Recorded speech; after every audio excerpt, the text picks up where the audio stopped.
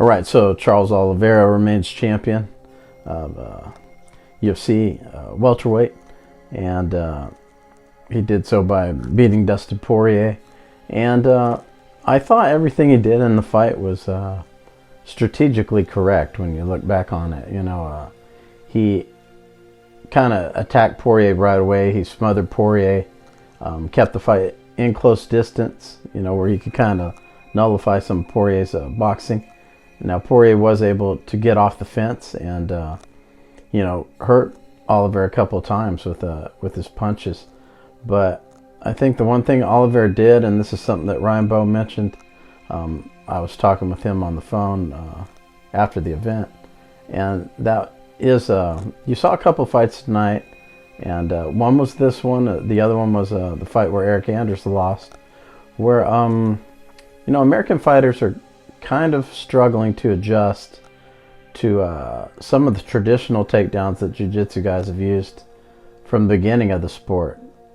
And MMA is very cyclical, where a technique will work in the beginning perhaps, and then for a while it goes away.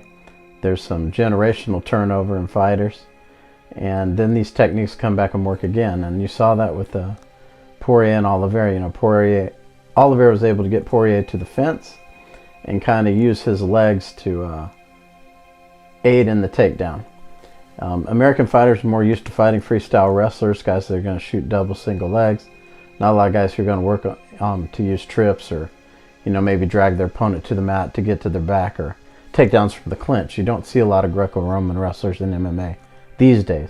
You did see some years ago, like Randy Couture, Matt Lindland, some of those guys, Chael Sonnen.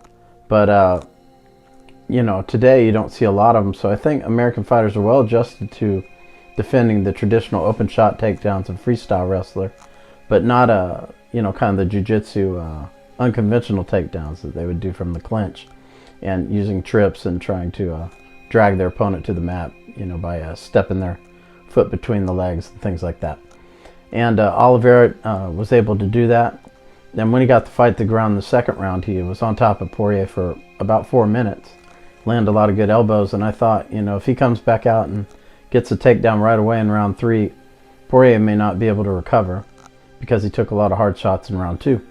And that's kind of what Oliveira did. He got right back to that clinch position, but instead he jumped on Poirier's back and was able to choke him.